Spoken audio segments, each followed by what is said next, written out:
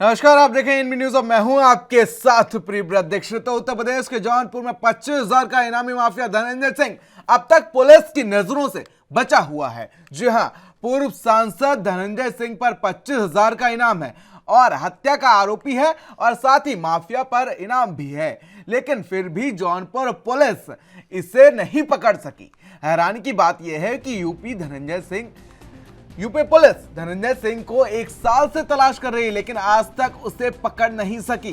Mafia Dhananjay Singh डंके की चोट पर मल्लानी विधानसभा क्षेत्र में चुनाव प्रचार करते दिख रहे हैं, वहां की जनता के बीच घूम रहे हैं, लेकिन पुलिस के लिए वह अदृश्य हुए हैं। जौनपुर पुलिस अजीत सिंह हत्याकांड में आरोपी और 25,000 के इनामी बदमाश धनंजय सिंह को पिछले 1 साल से तलाश रही है। अब तक वह पुलिस के हत्थे नहीं चढ़ सका है। माफिया धनंजय सिंह मल्लानी विधानसभा से चुनाव लड़ रहा है। उसका टिकट सीएम नीतीश कुमार की पार्टी जेडीयू से करीब करीब तय माना जा रहा है। बताया जा रहा है कि माफिया के समर्थकों ने धनंजय सिंह के नाम पर जेडीयू की तरफ से नामांकन पत्र भी खरीद लिया है। खबर के मुताबिक धनंजय सिंह कभी भी जौनपुर से फरार नहीं हुआ है, वह हमेशा इलाके में ही मौजूद रहा है। वह लगातार अपने समर्थकों के साथ चुनाव प्रचार भी करता रहा है, लेकिन नामांकन पत्र खरीदे जाने के बाद से वह पहले से ही एक्टिव हो गया है। तो पूर्वांचल के बाहुबली और जौनपुर के पूर्व सांसद धनंजय सिंह अपना दबदबा बनाए रखने में सफल रहे हैं। उनके पत्नी श्रीकला जिला पंचायत अध्यक्ष का चुनाव भी जीत चुकी हैं और खास बात यह है कि इसके लिए बीजेपी की सहयोगी दल अपना दल का भी समर्थन मिला है। हालांकि उनकी जीत का जश्न उनके पति शामिल नहीं हो पाए थे, क्योंकि धनंजय सिंह फरार चल रहे थे। लेकिन जब से ये तस्वीरें सामने आई हैं कि धनंजय सिंह चुनाव प्रचार करते हुए दिख रहे हैं, ये तस्वीरें साफ हुई हैं कि यूपी पुलिस किस तरीके से उनको इग्नोर करती हुई दिख रही है। हालांकि 25,000 का इनामी बदमाश इस तरीके से चुनाव प्रचार करेगा,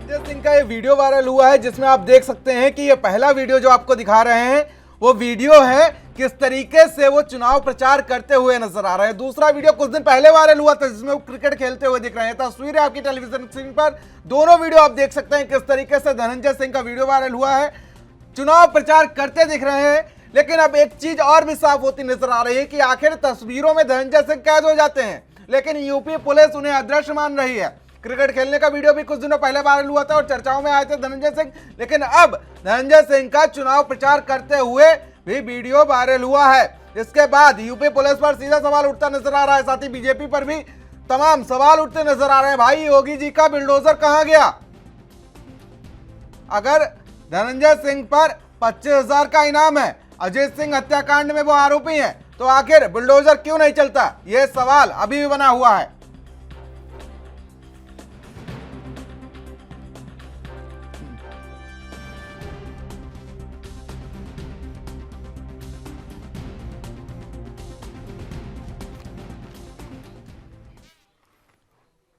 तो उत्तर प्रदेश 2022 विधानसभा बिल्कुल मुहाने पर है और ऐसे में तमाम तरीके की गतिविधियां सामने आते हैं। अब धनंजय सिंह बाहुबली पूर्व सांसद रहे, विधायक रहे, अब उनकी एक तस्वीर वायरल हुई है। समाजवादी पार्टी ने इसे शेयर किया है। शेयर करते हुए बताया कि आखिर यूपी पुलिस उनको गिरफ्तार क्यों नहीं कर रही है। अगर 25,000 का उन पर इनाम है तो आखिर पुलिस के लिए वो अदृश्य क्यों बने हुए हैं? फिलहाल इसी पर चर्चा करेंगे और तमाम मेहमानों से आपका परिचय करा देते हैं। हमारे साथ मयूर भाटिया जुड़े हुए हैं, बीजेपी से हैं, मनु जुड़े हुए हैं, प्रदेश सचिव हैं जेडीयू के, और सर्वेश्वर पाठक हमारे साथ राजनीतिक विश्लेषक के रूप में जुड़े हैं। सर्वेश्वर पाठक जी, शुरुआत आपसे ही कर लेता हूं कि आखिर यूपी पुलिस के लिए वो अदृश्य क्यों बने हुए हैं और अब तस्वीरें उनकी वायरल हो जाती है, क्रिकेट वो खेल लेते हैं और साथ ही अब चुनाव प्रचार भी कर लेते हैं, लेकिन यूपी पुलिस के लिए वो अध्यक्ष बने हुए हैं। भाई, योगी जी का बुलडोजर कहां गया? अगर तमाम माफियाओं पर, बाहुबली पर और इनामी बदमाशों पर बुलडोजर चलता नजर आ रहा है, तो आखिर बुलडोजर में इस बार तेल खत्म हो गया क्या? सीधा सवाल।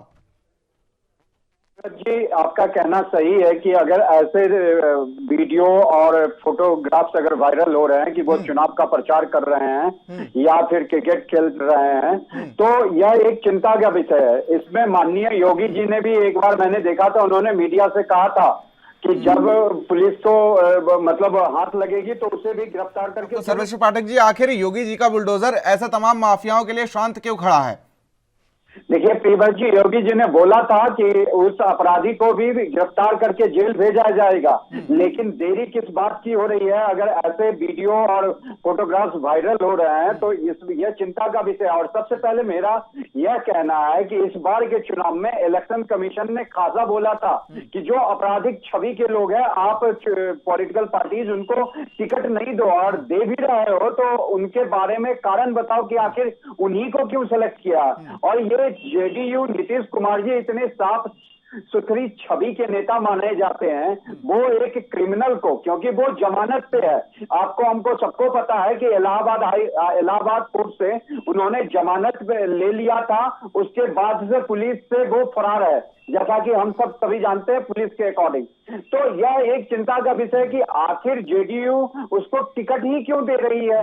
ऐसे अपराधी को तो टिकट ही नहीं देना चाहिए, चाहे वो अपराधी साबित हुआ हो नहीं हो, क्योंकि मर्डर केस, अगर किसी पे मर्डर का चार्ज लगता है तो वो सीरियस चार्ज हो, चाहे समाजवादी पार्टी पूरी गुंडों से भरी पार्टी हो, चाहे दूसरी पार्टी हो, लेकिन बीजेपी भी अछूती नहीं है। तो बीजेपी और तमाम जो एनडीए के घटक दल हैं, मेरा तो ये आग्रह है कि उन लोगों को ऐसी छवि वाले नेता को टिकट नहीं देना चाहिए। बिल्कुल बिल्कुल। सर्वेश्वर पाठक जी, मनु भी हमारे साथ प्रदेश सचिव जेडीयू से मौजूद है। मनोज जी, आखिर क्या सोचा गया कि उनको टिकट देने की सोच ली गई, और ये उनका आपराधिक इतिहास भी नहीं देखा गया कि कितनी बार वो जेल गए हैं, कितनी बार वो उन पर इनाम रहा है, कितनी बार उन पर केस लगे हैं, क्या कुछ केस लगे हैं? मनोज जी, देखिए, सबसे पहली बात तो ये है कि अभी जदयू ने टिकट को फाइनल नहीं किया है। दूसरी बात हम ये कहना चाह रहे हैं कि किसी व्यक्ति के ऊपर अगर हत्या का आरोप लग जाता है, इस आधार पर उसको कोई पार्टी टिकट न दे, इसका मैं समर्थन नहीं करता हूँ। हत्या के आरोप बहुत कारण से भी लग जाते हैं, और बिहार के अंदर, उत्तर प्रदेश के अंदर, महाराष्ट्र के अंदर कई सारे ऐसे विधायक भी जीत के आए हैं जिनके ऊपर हत्या का मुकदमा दर्ज है। तो केवल हत्या के मुकदमा दर्ज हो जाने से, और जहां तक इनाम की बात है, तो इनाम पुलिस के कार्यों का एक प्रोसेस होता है। तीसरी बात मैं ये कहना चाहूंगा कि अगर इनके ऊपर, क्योंकि मैं बिहार से हूं और उत्तर प्रदेश से नहीं हूं, लेकिन उत्तर प्रदेश के जिस तरह से कहा जा रहा है कि ये इतने बड़े इनामी हैं और इतने बड़े गुंडा हैं, इतने बड़े ये हैं, तो ये तो वहां की सरकार को सोचना चाहिए कि अगर वो सही में बहुत बड़े गुंडे हैं, बहुत बड़े हत्यारा हैं, तो उनको गिरफ्तार करना चाहिए। बिहार में अब आपके सहयोगी मुख्यमंत्री हैं नीतीश कुमार, ये सरकार बिहार में सहयोगी है। प्रियव्रत जी, मुझे इनको जवाब देने दीजिए जरा। मैं कुछ सहयोग कहिए जरा इनसे। मयूर भाटिया जी हमारे साथ मौजूद हैं। मयूर भाटिया जी, आपके ही सहयोगी आप पर आरोप लगा रहे हैं। मयूर भाटिया जी, मेरी एक बात आप बहुत गौर से समझ लीजिएगा। योगी जी का ना तो डंडा अभी शांत हुआ है, ना योगी जी ने किसी अपराधी को माफ किया। बिल्कुल। और ये जो हमारे साथी जितने बोल रहे हैं, मेरे को क्या ये कोई बता सकता है कि आज से पहले जब योगी जी की सरकार नहीं थी तो कितने माफियों पे सपा सरकार ने डंडा चलाया, कितने बीएसपी पे डंडा चलाया? किसी सरकार ने माफियों पे इतना कंट्रोल नहीं किया जो योगी जी ने आगे किया है। हमारे योगी जी ने 1866 करोड़ की संपत्ति जब्त करी, और जितने माफिया थे इनकी संपत्ति जब्त करके दिखाया। नहीं, तारीफ करने से मैं पीछे नहीं हटूंगा योगी की, क्योंकि आज जिस तरीके से मेरठ में कार्रवाई की गई है, 8 करोड़ रुपए की संपत्ति जब्त कर ली गई है। एक कबाड़ी की 8 करोड़ की संपत्ति जब्त कर ली गई है। लेकिन आखिर सवाल यही है मेरा कि धनंजय सिंह पर 25,000 का इनाम है, महज 25,000 का इनाम है, उनकी संपत्ति पर अभी तक बुलडोजर क्यों नहीं चला? उनकी पत्नी जिला पंचायत अध्यक्ष हैं, उन पर आखिर क्या कार्रवाई की गई? अपना दल आपका सहयोगी है ना जी, क्या कार्रवाई की गई? बहुत जल्दी, अभी आप इलेक्शन निपटने दीजिए, अभी सेकंड चरण का मतदान। अरे इलेक्शन निपटने दीजिए, नाहिद हसन को तो आपने वो नामांकन कराने गए थे वहीं से गिरफ्तार करवा दिया। देखिए इलेक्शन के समय में लोकतंत्र में, अब जैसे आजम खां है, आजम खां भी तो जेल में बैठ के लड़ रहे हैं ना, तो क्या आजम खां को बाहर आने की परमिशन तो नहीं दे दी गई? लेकिन जो मेरा मानना ये है, जो अभी तक 92% कंट्रोल हमने पाया है, बाकी 8% भी आगे भविष्य में पा लिया जाएगा। एक सीधा सा सवाल ये है कि आखिर वो तस्वीरों में कैद हो जाते हैं, जेल में कैद होने में क्या दिक्कत है? पुलिस क्या इतनी नकारी हो गई आपकी, या आपका कोई संरक्षण प्राप्त है? मेरा सीधा सवाल। नहीं, पुलिस कोई नकारी नहीं हुई। अभी हो सकता है चार्जशीट वगैरह ना बनी हो, प्रॉपर केस फाइल हुआ। अरे प्रॉपर केस कैसे नहीं? 25,000 का इनामी बदमाश है भाई, 25,000 रुपए ले जाओ। धनंजय सिंह के बारे में बताओ, सीधा यही सवाल होता है। यही चीजें होती है भाई, अगर किसी के ऊपर इनाम घोषित हो जाता है। कुछ और हो तो वो मुझे बता दो आप। नहीं, देखिए अभी बहुत सारी चीजें सरकार द्वारा करी गई हैं और बहुत सारे एक्शन अभी बाकी हैं। योगी जी के निगाह में अगर बदमाश वो किसी भी पार्टी का है, वो बदमाश ही रहेगा। बिल्कुल, बदमाश रहना भी चाहिए। आपको एक बात ये भी समझनी पड़ेगी कि अगर उत्तर प्रदेश में 200 बदमाश थे, एक आइडिया अप्रॉक्स की बात कर रहा हूँ मैं, अगर 200 बदमाश थे तो 190 आज जेल में है, 190 आज गिरफ्त है, 190 माफियों की प्रॉपर्टी नीलाम हो चुकी है। बाकी अगर कोई 10 के बचे हुए हैं तो ये भी हो जाएंगे। चलिए मयूर भाटिया जी लौटेंगे आपके पास। सर्वेश्वर पाठक जी काफी लंबे समय से कुछ कहना चाह रहे हैं। सर्वेश्वर पाठक जी। देखिए प्रियव्रत जी, जैसा कि बीजेपी प्रवक्ता ने कहा कि योगी जी का ना तो पुलिस ठंडी पड़ी है, ना ही बुलडोजर ठंडा पड़ा। यह सही है, लेकिन अगर ऐसे ऐसे इंसिडेंट आ रहे हैं तो क्यों बीजेपी अपनी छवि को नुकसान पहुंचा रही है? ऐसे को एक को गिरफ्तार करवाने में जाता क्या? दूसरी बात, जेडीयू के जो प्रवक्ता महोदय ने यह बात कहा, माननीय मैं भी बिहार से हूं, लेकिन आपने जो बोला कि किसी पे मर्डर केस हो जाने से उसको अगर चुनाव का टिकट दे दे तो ऐसा मतलब इससे मैं सहमत नहीं हूं। ये बहुत दुर्भाग्यपूर्ण घटना है। मतलब बात बोला आपने, अगर किसी पे मर्डर चार्ज लगता है, हम मानते हैं कि कोर्ट जब तक उसको ये नहीं अपराधी साबित नहीं करेगा तब तक हमें ये मानना नहीं चाहिए। लेकिन क्या नेताओं की कमी है? आपके पास छाप अच्छी सुथरी छाप सभी के नेता नहीं मिल पा रहे हैं क्या? एक धनंजय सिंह ही बचा पड़ा है। चाहे बिहार भी हो, वहां भी आपके पार्टी में ऐसे मतलब जो दागी नेता है जिनपे केस चल रहे हैं। मैं मानता हूं पॉलिटिकल केस बहुत सारे नेताओं पे होता है, लेकिन जिसको पता चल चुका है कि इस पे मर्डर केस है, ये जमानत पे है, हम उसको टिकट ही क्यों दें? चलिए जवाब ले लेते हैं। मनोज जी, क्या नेता खत्म हो गए? सर्वेश्वर जी ठीक कह रहे हैं। पाठक जी, मैं उनकी बात मानता हूं, लेकिन इसके लिए सभी दलों को एक मंच पर आकर इस पर एक सहमति बनानी होगी। शुरुआत आप कर दो मनोज जी, आप शुरुआत आप कर दो। मैं तो ये चाह रहा हूं। मैं तो वही तुम्हें कह रहा हूं ना कि जब तक सभी नहीं एकजुट होकर कोई इस तरह का नहीं, चुनाव आयोग का दिशा निर्देश वहां पर आएगा कि जिसके ऊपर कोई हत्या का आरोप हो उसको टिकट नहीं दिया जाएगा। इसके लिए संसद में भारतीय जनता पार्टी है, सब पार्टी है, सब मिलके एक प्रस्ताव पारित कर सकते हैं। हम अगर किसी के ऊपर अगर गलती से हो या सही से हो, अगर वो आरोपी है तो उसको अदालत सजा देगी, हम उसको सजा नहीं दे सकते हैं। नहीं, आप सजा नहीं दे सकते, लेकिन आप एक जो मछली होती है वो पूरे तालाब को गंदा कर देती है। मनोज जी, एक मछली जो होती है वो पूरे तालाब को गंदा कर देती है, पूरे तालाब पर सवाल उठ जाते हैं। तो आप उस मछली को अलग कर दीजिए ना। तो आप टिकट मत दीजिए। एक तो मैं उनको दे रहा हूँ या नहीं दे रहा हूँ, ये तो हमारी पार्टी की जो सेंट्रल बोर्ड है, जो कमिटी है, वो निर्णय लेगी। लेकिन हमें ये बताइए कि अगर आज बीजेपी में हो या सपा में हो, उत्तर प्रदेश में चुनाव लड़ रहे हैं, उस पर किसी के पास कोई हत्या का आरोप नहीं लगा हुआ है। बिल्कुल, आरोपों से तो घिरे हुए होते हैं। ऐसा माना जाता है कि जब तक नेता के ऊपर 2-4 मुकदमे ना केस ऐसा माना जाता है कि नेता के ऊपर जब तक 2-4 मुकदमे ना लगे हो वो बड़ा नेता माना ही नहीं जाता है। पार्टी करेगी, अगर जनता उसको जिता कर भेज देती है तो जनता की अदालत को हम सर्वोपरि मानते हैं। न्यायपालिका का जो काम है वो न्यायपालिका कर रही है।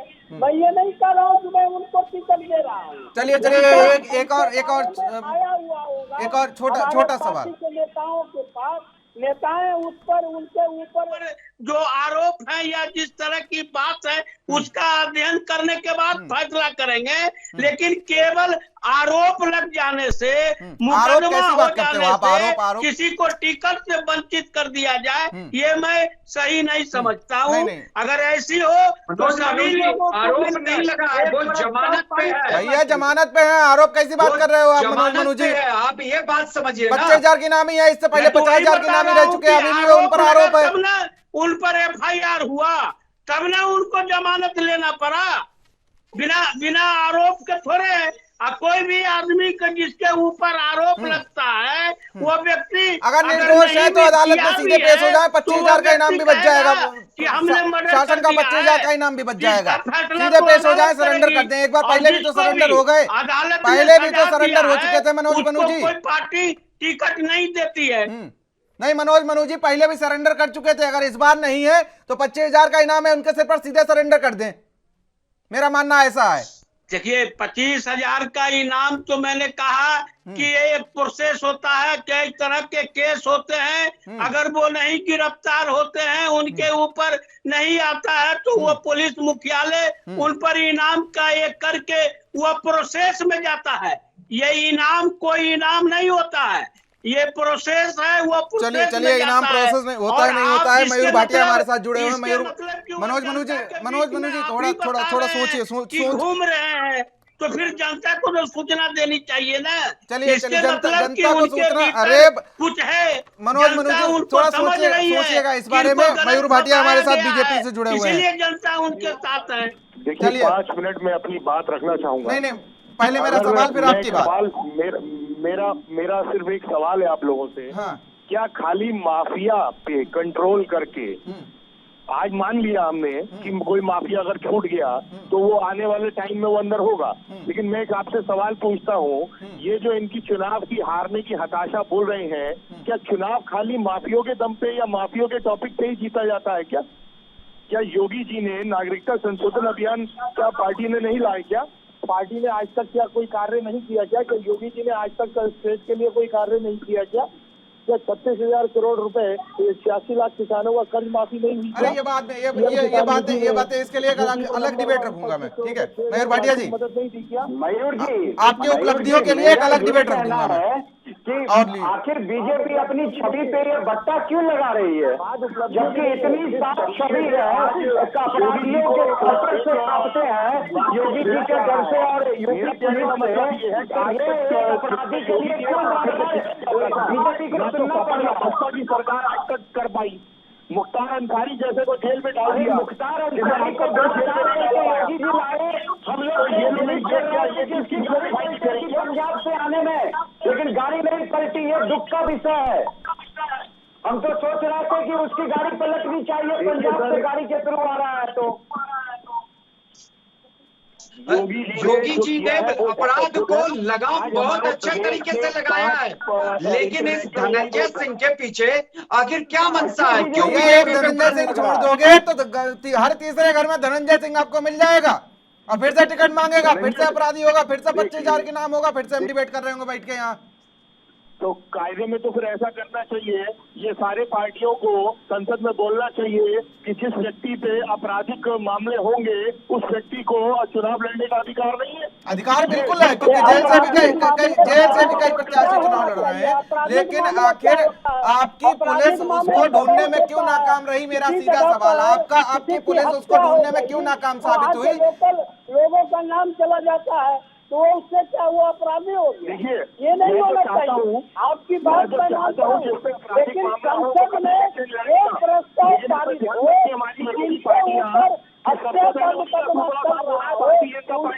कोई पार्टी उम्मीदवार नहीं बनाई। मनोज जी शर्म आनी चाहिए, एक बाहुबली का साथ दे रहे हैं आप, आपको जनता की चिंता नहीं है। भाई बाहुबली किसके साथ है? और जिसके पास बल होगा उसी को लोग बाहुबली कहेंगे। ऐसे बाहुबली जिसने किसी को हत्या कर दी हो, जिसकी अजीत सिंह हत्याकांड के बारे में आप जानते हैं? जहाँ